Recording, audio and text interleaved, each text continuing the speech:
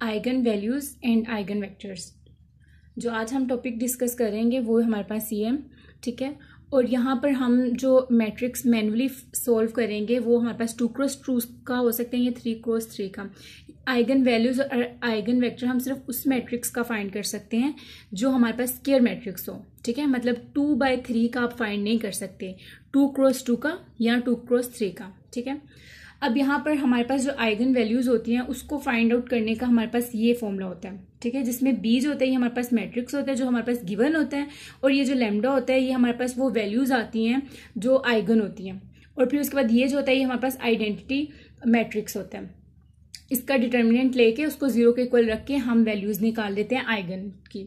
अब नेक्स्ट जो है, अब उसके साथ ही हम लोगों ने आइगन वेक्टर भी फाइंड करना होता है। आइगन वेक्टर फाइंड करने के लिए जो हमारे पास फॉर्मूला है वो हमारे पास ये फॉर्मूला यूज होता है, ठीक है। ये हमारे पास मैट्रिक्स होता है, ये हमारे पास आइगन वेक्टर हम खुद से ज्यूम कर लेते हैं। मतलब अगर 2x2 का है तो हम इसमें ये हमारे पास जो वेक्टर होगा ये इक्वल होगा x1 और फिर x2 के, ठीक है। तो वो अभी एग्जाम्पल करेंगे तो आपको क्लियर हो जाएगा। ये बेसिकली जो इस टॉपिक में पढ़े जाएंगे ये वो सारे कॉन्सेप्ट और फॉर्मूलाज हैं। अब हमारे पास जो लेंथ ऑफ एक्स है अगर वो 1 के इक्वल हो, इसका मतलब है कि हमारे पास जो नॉर्मलाइज्ड आइगन वेक्टर है, मतलब अगर वेक्टर है अगर उसकी लेंथ 1 के इक्वल है तो वो फिर हमारे पास नॉर्मलाइज्ड है। अगर नॉर्मलाइज्ड ना हो तो फिर हम उसको इस फॉर्मूले के अकॉर्डिंगली उसको सोल्व करते हैं। और यहाँ पर इनडिटर्मिनेसी का भी कॉन्सेप्ट है। वो क्या होता है कि हमारे पास जो भी वेक्टर होता है हम उसको माइनस की फॉर्म में लिख सकते हैं, ठीक है। और फिर उसके बाद हमारे पास जो आती है अगली प्रॉपर्टी वो होते हैं sanity check. Sanity check property में क्या होता है कि हमारे पास जितनी भी आइगन वैल्यूज आती हैं उसका सम इक्वल होता है ट्रेस बी। बी क्या होता है कि फॉर एग्जांपल अगर हमारे पास 2x2 का है तो उसका वेक्टर जो है सॉरी मैट्रिक्स जो है वो बी से आपने उसको डिनोट किया हुआ है, तो उसकी वैल्यूज B11 और B12 होगा, फिर B21 B22 होगा। तो उसकी जो डायगनल्स में आएंगी ना वैल्यूज, उसकी जो डायगनल्स में वैल्यूज आएंगी ये हम वो लिखते हैं, ये देखें, ठीक है। ये यहाँ पे लिखा हुआ है कि ट्रेस किसके इक्वल है। ये क्वेश्चन में जब एग्जाम्पल में सॉल्व करेंगे तो आपको बिल्कुल क्लियर हो जाएगा कि क्या बात कहना चाह रही मैं। फिर जो मैट्रिक्स है मस्ट बी सिमेट्रिकल होना चाहिए। और सिमेट्रिक कैसे हम देखते हैं कि अगर हमारे पास जो मैट्रिक्स है उसका ट्रांसपोर्ट लें और वो उसी मैट्रिक्स के इक्वल आ जाए तो हम उसको कहते हैं कि ये हमारे पास सिमेट्रिकल मैट्रिक्स है। अब यहाँ पर अगर हमने ऑर्थोगोनल चेक करना है तो उसके लिए हमारे पास ये कॉन्सेप्ट यूज होता है, यानी कि हमारे पास जो आइगन 1 का जो वेक्टर है, ठीक है, उसको हम मल्टीप्लाई कर देते हैं आइगन 2 के साथ ट्रांसपोज लेके इसका और इक्वल टू 0 कर देते हैं, ठीक है। तो वो हमारे पास जो आंसर आ जाता है वो हमारे पास हो जाता है कि वो हमारे पास ऑर्थोगोनल है, ठीक है। अब इसकी एग्जाम्पल करते हैं। ये हमारे पास एक एग्जाम्पल है जिसमें हमने आइगन वैल्यूज और आइगन वेक्टर फाइंड करना और ये हमारे पास गिवन मैट्रिक्स है। अब सबसे पहले हम क्या करेंगे, आइगन वैल्यूज फाइंड करने के लिए ये डेटा हमें प्रोवाइडेड होगा। आइगन वैल्यूज निकालने के लिए हमने अपना फॉर्मूला लिखा, ठीक है। अब यहाँ पर बी जो है ये हमारे मैट्रिक्स का नाम है, ठीक है, वो हमने मैट्रिक्स का नाम लिख दिया, लैम्डा लिख दिया और साथ में आइडेंटिटिकल मैट्रिक्स जो है वो लिख दिया, आइडेंटिटी मैट्रिक्स। अब यहाँ पर देखें कि ये हमारे पास क्या होता है कि लैम्डा को सबसे पहले स्टेप में क्या करेंगे, लैम्डा को इसके साथ मल्टीप्लाई करा देंगे। लैम्डा को मल्टीप्लाई करवाया तो हमारे पास ये वैल्यूज बन जाएंगी, ठीक है, ये वैल्यूज बन जाएंगी। उसके बाद सिंपली ये देखें 2.2 में से माइनस कर दिया लैम्डा, 0.4 में से 0 माइनस करें तो 0.4 ही आता है, 0.4 में से माइनस करें 0 तो 0.4 ही आता है, 2.8 में से लैम्डा माइनस करें तो वो हमने ये लिख दिया। अब यहाँ पर इसका डिटर्मिनेंट लेंगे। डिटर्मिनेंट किस तरह लेंगे कि इस वैल्यू को इस वैल्यू के साथ मल्टीप्लाई करते हैं, माइनस का साइन यहाँ पे लगाते हैं और इस वैल्यू को इसके साथ मल्टीप्लाई करा देते हैं, इक्वल टू 0 पुट कर दिया, ठीक है, क्योंकि यहाँ पर वो शुरू से 0 आ रहा है फॉर्मूले का। अब यहाँ पर देखिए जब इसको आप सिंपली सोल्व करोगे कि इसको इसके साथ मल्टीप्लाई करोगे तो ये वैल्यू आ जाएगी, इसको इसके साथ मल्टीप्लाई करोगे तो ये आ जाएगी, ये 2.2 है, ठीक है। यहाँ पर माइनस गलती से लिखा गया, यहाँ पर ये वैल्यू आ जाएगी। इसी तरीके से जब इसको मजीद सिंप्लीफाई करेंगे ना तो आपके पास ये वैल्यूज आ जाएंगे, ठीक है। ये हमारे पास वैल्यूज आ जाएंगे। यहाँ पर 2 एक्स्ट्रा लिखा गया था वो मैंने कट कर दिया। तो अब यहाँ पर देखें कि इसको मजीद सिंप्लीफाई करेंगे, 6.16 में से 0.16 माइनस कर देंगे तो 6 आ जाएगा। 2.2 लैम्डा में से 2.8 लैम्डा जो है ये माइनस दोनों के साइन है, इनको ऐड करेंगे तो ये हमारे पास आ जाएगा 5 लैम्डा, ठीक है। और यहाँ पर ये वाला जो पॉजिटिव है ये पॉजिटिव ही रहेगा। अब इसको मिड टर्म ब्रेकिंग के थ्रू हम इसको ब्रेक करेंगे। वो कैसे, -5 को ब्रेक करेंगे 3 और 2 में और यहाँ से कॉमन ले लेंगे हम 1 कॉमन लिया है, ठीक है। उसके बाद यहाँ पर ये एक स्टेप यहाँ पर मिसिंग है कि यहाँ पर आप पहले लैम्डा कॉमन लोगे, फिर उसके बाद यहाँ पर आप 2 कॉमन ले लोगे, तो आपके पास ये 2 वैल्यूज बन जाएंगी, इक्वल टू 0 आ जाएंगी। फिर एक जो है इसको लैम्डा -3 को इक्वल टू 0 लिख देंगे और यहाँ पर दूसरी को भी 0 के इक्वल कर देंगे और यहाँ से लैम्डा की एक वैल्यू आ जाएगी और एक वैल्यू ये आ जाएगी। अब हमारे पास ये रूल होता है कि जो हमारे पास जो वैल्यूज आती हैं उस वैल्यूज में से जो ग्रेटर वैल्यू होती है ना उसको हम लैम्डा 1 कहते हैं और जो स्मॉलर वैल्यू होती है उसको लैम्डा 2। इसी तरह अगर हमारे पास 3x3 का टेबल है तो उसकी लैम्डा की वैल्यू ज्यादा होंगी, 3 आएंगे तो वो क्या आएंगी कि जो सबसे बड़ी होगी वो लैम्डा 1 होगी, जो उससे छोटी होगी वो लैम्डा 2 होगी और जो उससे भी छोटी होगी वो लैम्डा 3 होगा। तो इसके लिए यहाँ पर तो सिर्फ 2 वैल्यूज आई हैं तो इसलिए ये लैम्डा 1 की वैल्यू 3 आ गई, लैम्डा 2 की वैल्यू 2 आ गई, ठीक है। अब यहाँ पर इनको यूज करते हुए हम आगे आइगन वेक्टर फाइंड करेंगे। अब यहाँ पर देखें हम आइगन वेक्टर फाइंड करेंगे, पहले लैम्डा 1 लेंगे फिर लैम्डा 2 के लिए करेंगे। तो सबसे पहले हमारे पास जो फॉर्मूला था हमने सिर्फ फॉर्मूला सिंपली ऐसे लिख दिया। यहाँ पर हमने बी अपना मैट्रिक्स लिखा x1 में। अब देखें ये हमारे पास जो वेक्टर है इसमें एक हमारे पास x1 वैल्यू आएगी, एक x2 वैल्यू आएगी क्योंकि ये 2x2 का है इसलिए। अब इक्वल टू 3 और यहाँ पर ये वैल्यू आप लिख देंगे फॉर्मूले के अकॉर्डिंगली, ठीक है। ये 3 जो है ये लैम्डा का है, हमने लैम्डा 1 3 वाला जो है वो उसको सोल्व करने लगे हैं। अब यहाँ पर सिंपली क्या करना है कि इसको इसके साथ मल्टीप्लाई करा देना है तो यहाँ पर ये वैल्यूज आ जाएंगी और इसी तरह जब आप इसको सोल्व करोगे 2.2 को x1 के साथ मल्टीप्लाई करेंगे तो आपके पास ये आ जाएगी, प्लस का साइन आ जाएगा और इसको इसके साथ मल्टीप्लाई करेंगे तो ये आ जाएगा। फिर उसके बाद इसी तरह इधर भी हम यही काम करेंगे कि 0.4 को मल्टीप्लाई कराएंगे x1 के साथ और प्लस कर देंगे 2.8 को मल्टीप्लाई करेंगे x2 के साथ, ठीक है। अब ये हमारे पास अगर हम इनको इस मैट्रिक्स को इक्वेशन की फॉर्म में लिखना चाहें तो हम क्या करेंगे कि पहली पूरी रो को हम ऐसे लिख देंगे, ठीक है। ये ब्रैकेट्स हटा देंगे यहाँ से और फिर उसके बाद दूसरी इक्वेशन को ऐसे लिख देंगे। अब इनको सोल्व करेंगे, इसको हमने इक्वेशन 1 का नाम दे दिया, इसको इक्वेशन 2 का नाम दे दिया। अब इनको मजीद सोल्व कैसे करेंगे कि देखें, अब जो हमारे पास इक्वेशन 1 है उसमें हमारे पास ये है, ठीक है। ये इक्वेशन 1 सिंपली वैसे ही लिख दिए। अब यहाँ से देखें ये हमारे पास 3x है, इस साइड पे आके -3x हो जाएगा। अब यहाँ से हम सिंपली उसको सिंपल करेंगे, वो कैसे 2.2 है और यहाँ पर हमारे पास है 3, तो इसको माइनस जब करेंगे तो हमारे पास आ जाएगा -0.8 x1 और इस तरह यहाँ पर हमारे पास आ जाएगा 0.4 x2 सेम ही रहेगा और इक्वल टू 0 हो जाएगा। अब इसको मजीद सिंप्लीफाई करेंगे वो किस तरह से कि हम इसमें से पॉइंट जो हटा देंगे तो ये हमारे पास 8/10 आ जाएगा और यहाँ पर 4/10 आ जाएगा। इसके बाद नेक्स्ट स्टेप में क्या करेंगे कि ये 10 दोनों उस साइड पे जाके 0 हो गए और यहाँ पर हमारे पास ये इक्वेशन रह जाएगी। इस इक्वेशन को ये इक्वेशन रह जाएगी।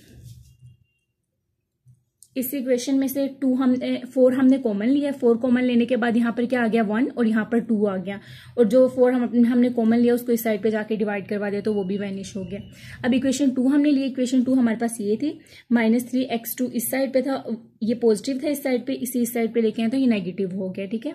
और उसके बाद हमने क्या किया है कि इसको जब हमने इन दोनों को सोल्व किया तो हमारे पास 0.2 आ गया और इसको इसी तरीके से सोल्व किया कि 4 इसको पॉइंट को खत्म करके डिवाइड में लिख दिए और यहाँ पर भी 2/10 लिख दिया और यहाँ से जब हमने इसको मजीद सिंप्लीफाई किया तो हमारे पास ये इक्वेशन बन गई।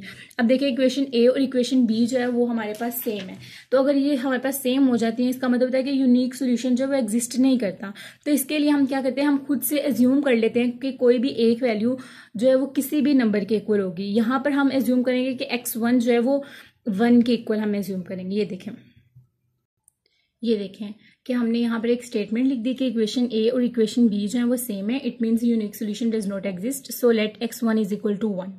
अब इसको इक्वेशन ए में हमने पुट किया है तो हमारे पास इक्वेशन बी में कर लें, ए में कर लें, वो सेम है तो इसलिए आंसर भी सेम ही आएंगे, ठीक है। इक्वेशन ए में लेट किया पुट किया है तो हमारे पास यहाँ पर x1 की वैल्यू जो हमने लेट की है वो हमने यहाँ पर लिख दिया है, ठीक है।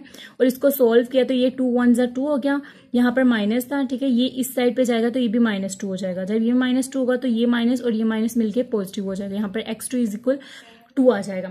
और इस तरह हमारे पास अब देखें x1 की वैल्यू हमारे पास 1 है, x2 की वैल्यू हमारे पास 2 है। जब हम इसको वेक्टर में लिखेंगे यानी कि आइगन वेक्टर में तो वो हम इस तरह लिखेंगे कि हमारे पास जो वैल्यूज हैं वो हमने इस तरह लिख दी, ठीक है। और यहाँ पर x1 की वैल्यू हमारे पास 1 आ गई है और x2 की वैल्यू हमारे पास 2 आ गया, हमने वो लिख दिया। अब ये देखें, अब हमने ये चेक करना है कि क्या हमारे पास ये जो आइगन वेक्टर आया है ये नॉर्मलाइज्ड है या नहीं है। तो हमने क्या करना है कि हमने सिर्फ उसकी लेंथ ऑफ एक्स फाइंड करनी है। अब लेंथ ऑफ एक्स फाइंड करने का फॉर्मूला क्या है हमारे पास, कि हमारे पास ये जो वैल्यूज होती हैं इसका स्क्वायर लेके ऐड कर देते हैं इस वैल्यू में, ठीक है। मतलब अगर ये 3 वैल्यूज हैं तो यहाँ पर a square plus b square plus c square आ जाएगा, ठीक है। तो इस तरह अभी हमने जब ये किया तो इससे हमारा आंसर आया √5 जो हमारे 1 के इक्वल नहीं है। तो हम यहाँ पर एक स्टेटमेंट लिख देंगे कि it is not normalised eigen vector. अब उसको नॉर्मलाइज्ड आइगन वेक्टर हम किस तरह बनाएंगे, अब उसको फॉर्मूले में पुट करेंगे। फॉर्मूले में पुट करने के लिए हमारे पास ये फॉर्मूला होता है कि ये जो हमारे पास LX आया है, ये जो LX आया हमारे पास ये, ठीक है, इसको हमने क्या करना है, इसका इन्वर्स लेना है। इसका इन्वर्स लेंगे तो वो हमारे पास क्या हो जाएगा 1/5 ठीक है। और यहाँ पर जब हम इसको LX की जगह ये जो हमारे पास है इन्वर्स में हम लेंथ लिखेंगे, वो हमने ये लिख दिया। और यहाँ पर x1 जो हमारे पास वेक्टर है, वेक्टर की वैल्यूज है, हमने वो लिख दिया। इसको जब हमने मल्टीप्लाई कराया तो वो हमारे पास ये आ गया। अब यहाँ पर ये प्रूव हो गया कि ये जो है हमारे पास नॉर्मलाइज्ड आइगन वेक्टर है। हर आइगन वेक्टर का नॉर्मलाइज्ड होना बहुत जरूरी है, इसलिए आपने हर क्वेश्चन में ये लाजमी चेक करना है। और जो हमारे पास साइन इनडिटर्मिनेसी थी उसका क्या मतलब है कि यहाँ पर देखें माइनस साइन जो एग्जिस्ट करते हैं, ठीक है, आंसर्स उनके सेम ही आते हैं बाद में जब हम उसकी लेंथ फाइंड करते हैं। तो इसलिए आपने ये एक छोटी सी स्टेटमेंट लिख देनी है। और उसका क्या मतलब है इनडिटर्मिनेसी का, कि यहाँ पर माइनस भी एग्जिस्ट कर सकते हैं। अब यहाँ पर देखें, पहले हमने क्या किया, λ1 के लिए फाइंड आउट किया। अब यही सारा काम हम λ2 के लिए करेंगे। अगर आपको समझ आ गया तो आप ये खुद प्रैक्टिस करें, इसको आपसे हो जाएगा। अगर नहीं समझ आया तो आप इसको दोबारा देख लें। तो हमने अगर λ2 लेना है तो पूरा फॉर्मूला हम लोगों ने वैसे ही लिखा और सिर्फ λ2 की जगह हमने λ2 की वैल्यू पुट कर दी जो कि हमारे पास 2 है, ठीक है। जो हमने आइगन वैल्यूज फाइंड की थी वो वैल्यूज लिखे हैं यहाँ पर। इसको जब हमने इसके साथ मल्टीप्लाई करवाया तो ये वैल्यू आ गई। अब इस स्टेटमेंट को हम इस मैट्रिक्स को अगर हम इक्वेशन के फॉर्म में लिखना चाहें तो हम इसको इस तरह लिख सकते हैं, ठीक है। वो हमने लिखा, इसको हमने इक्वेशन 1 का नाम दे दिया और इसको हमने इक्वेशन 2 का। अब हमने क्या करना है कि हमारे पास इक्वेशन 1 को सोल्व करेंगे। इक्वेशन 1 को हमने किस तरह सोल्व करना है, यहाँ हमने इक्वेशन 1 लिखी है, ठीक है। उसको सोल्व कैसे करना है कि ये यहाँ पर आ जाएगा, नेगेटिव हो जाएगा। उसके बाद जब हम x1 ये देखें 2.2 और माइनस कर देंगे ये, तो हमारे पास ये वैल्यू आ जाएगी। ये हमारे पास सेम ही रहेगा। उसके बाद इसको जब सोल्व करेंगे 0.2 को हम कैसे उसको कन्वर्ट कर सकते हैं, 2/10 के फॉर्म में लिख सकते हैं। और इस तरह इसको भी हम इस तरह इस फॉर्म में लिख देंगे। और उसके बाद 10 को एलिमिनेट कर देंगे, क्योंकि देखें 10 जो है दूसरी साइड पे जाके मल्टीप्लाई होगा तो वो बिल्कुल खत्म हो जाएगा, 0 हो जाएगा। और यहाँ पर जो हमारे पास आ जाएगा 2x1 प्लस 4x2 यह आ जाएगा। यहाँ से अगर हम कॉमन ले लें तो 2 कॉमन ले ले तो हमारे पास आ जाएगा 1x1 प्लस 2x2। और अब हम क्या करेंगे कि इक्वेशन 1 को हमने जिस तरह सोल्व किया इसी तरह हम इक्वेशन 2 को सोल्व करेंगे। इक्वेशन 2 को सोल्व करेंगे, ये देखिए इक्वेशन 2 ली, उसको माइनस इस साइड पे लेके आया, इसको सिंप्लीफाई किया तो ये हमारे पास वैल्यूज आ जाएंगी। इसको देखें वही इक्वेशन का मजीद हमने सिंप्लीफाई किया है, उधर यहाँ से हमने 4 कॉमन ले लिया तो हमारे पास ये वैल्यूज आ गई। अब ये देखें हमारे पास जो इक्वेशन ए आई और इक्वेशन बी आई है वो दोनों सेम है। तो हम फिर दोबारा वही स्टेटमेंट लिख देंगे कि इक्वेशन ए और इक्वेशन बी जो है वो हमारे पास सेम है, इसलिए यूनिक सोल्यूशन एग्जिस्ट नहीं करता। तो हम खुद से कर लेंगे कि x2 की जो वैल्यू है वो हमारे पास 1 है, ठीक है। और हमने इसको इक्वेशन बी में या इक्वेशन ए में पुट कर दो, ठीक है। तो अब यहाँ पर जब हमने x2 की वैल्यू 1 पुट की है तो हमारे पास x1 की वैल्यू जो आई है वो -2 आ गई है। अब जो हमारा आइगन वेक्टर बना है इस लिहाज से वो हमारे पास x1 था, ये x2 से रिप्रेजेंट होगा, ठीक है। अब ये हमारे पास क्या आएगा, ये जो वेक्टर होगा इसकी वैल्यूज यहाँ पर हम लिख देंगे, ये आ जाएंगी -2 और यहाँ पर 1, ठीक है। x2 की वैल्यू ये हमारे पास है और x1 की वैल्यू हमारे पास ये आई है, वो हमने लिख दिया। अब यहाँ पर भी हम दोबारा चेक करेंगे कि ये नॉर्मलाइज्ड है या नहीं है। तो नॉर्मलाइज्ड के लिए हम क्या करते हैं कि हम अपने जो भी हमारे पास ये वैल्यूज आती हैं उनका स्क्वायर लेके उसको सम लेके अंडर रूट में लिख देते हैं। लेंथ का फॉर्मूला है, ठीक है, वो हमने इसमें पुट करना है तो ये हमारे पास आ जाएगा -5 अंडर रूट, जो कि अगेन हमारे पास 1 के इक्वल नहीं है। तो इसका मतलब ये है कि ये जो हमारे पास आइगन वेक्टर है ये नॉर्मलाइज्ड नहीं है।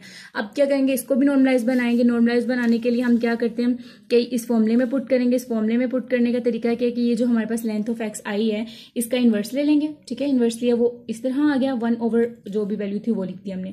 और यहाँ पर हम जो अपना वेक्टर लिखेंगे वो जो हमारे पास आया -2 और 1 आया वो हमने लिख दिया। इसको मल्टीप्लाई कराया अंदर, ठीक है, तो वो ये आ गया। अब यहाँ तक ये क्वेश्चन जो है ये सोल्व हमारा हो गया। लेकिन एक एक्स्ट्रा चीज जो है वो इस हवाले से वो है सैनिटी चेक करने की प्रॉपर्टी। वो जो है वो किस तरह से चेक करनी है, अब देखें λ1 की वैल्यू हमारे पास क्या आई है 3, λ2 की वैल्यू क्या आई है 2, इन दोनों का ऐड किया हमारे पास क्या है 5। और ट्रेस बी का क्या मतलब है कि जो हमारे पास क्वेश्चन था मैं आपको दिखा भी देती हूँ कि जो हमारे पास क्वेश्चन था, ये देखें जो हमारे पास क्वेश्चन था, ये देखें ये हमारे पास बी वेक्टर है ना, ठीक है, मैट्रिक्स है, तो इसका 2 ये डायगोनल की वैल्यू इन दोनों को ऐड करना है, इन दोनों को ऐड किया मतलब 2.2 और 2.8 है, सॉरी 2.2 और 2.8, इन दोनों को हम जब ऐड करेंगे तो ये हमारे पास क्या हो जाएगा, 5 आ जाएगा, ठीक है।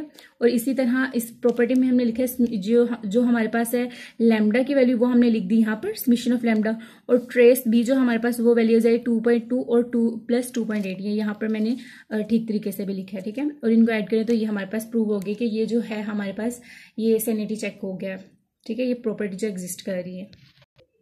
और जो अभी हम लोगों ने स्टार्टिंग में पढ़ा भी था कि ऑर्थोगोनल अगर चेक करना है तो वो हम कैसे करेंगे कि हमारे पास जो वेक्टर 1 आया है, आइगनल वेक्टर 1 आया है, उसका ट्रांसपोज लेंगे, उसका ट्रांसपोज लिया वो हमारे पास ये आ गया, और ई जो हमारे पास आइगन वेक्टर 2 जो है वो हमने यहाँ पर लिख दिया, इनको हमने जब मल्टीप्लाई कराया तो वो हमारे पास ये आ गई, इसको इसके साथ मल्टीप्लाई किया, ठीक है, और इसको इसके साथ मल्टीप्लाई करके ऐड किया, तो जब ये हमने इसको सोल्व किया तो ये हमारे पास इक्वल टू 0 आ गया, इसका मतलब यहाँ पर ऑर्थोगोनल ये जो हमारे पास हैं आइगन वैल्यूज जो आई हैं ये हमारे पास ऑर्थोगोनल्स हैं। Thank you.